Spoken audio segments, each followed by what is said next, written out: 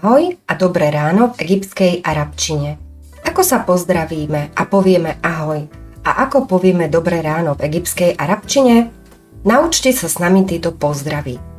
Ahoj v egyptskej arabčine povieme jednoducho ahlan, alebo ahlan bík, alebo ahlan bíky, alebo ahlan bíkum, ak sa zdravíme skupine ľudí. Ahlan bíkum. Pamätajte si, že v arabčine sa L vyslovuje mäkko, mäkšie ako v slovenčine. Takže nepovieme ahlan, ale ahlan, ahlan.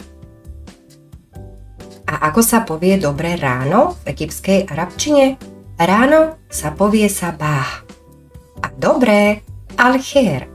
Takže dobré ráno sa jednoducho povie sabah al-khair. Na tento pozdrav by sme mali odpovedať sabah an-nur, teda v doslovnom preklade ráno plné svetla. V egyptskom dialekte môžeme ale pokojne odpovedať rôzne. Napríklad sabah al-khair, sabah al-khair, sabah an-nur, sabah. Je to niečo podobné ako v slovenčine, keď odpovieme len dobré alebo bré.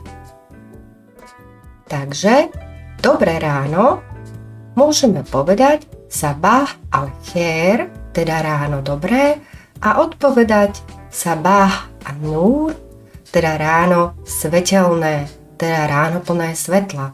Alebo sabah al-khair, sabah, sabah al-khair, sabah an-nur.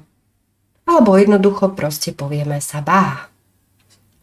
Arabský jazyk ponúka aj romantickejšie možnosti, ako vyjadriť dobré ráno. Tieto možnosti sú spojené s kvetmi. Pozrime sa na to teraz spolu. Ful znamená jazmín. Dobré ráno teda môžeme vyjadriť aj nasledovne. Sabahil ful, čo znamená v doslovnom preklade ráno jazmínové, alebo teda jazmínové ráno. Sabahil ful. Sabahil ful. Alebo ward znamená ruža. Teda môžeme povedať sabahal ward, sabahil ward, teda ráno ružové v doslovnom preklade, alebo dobré ráno, ráno plné ruží. A teraz si to zopakujeme spolu. Vypočujte si frázu a zopakujte si ju nahlas. Je veľmi dôležité, aby ste si frázy opakovali nahlas. Musíte sa počuť.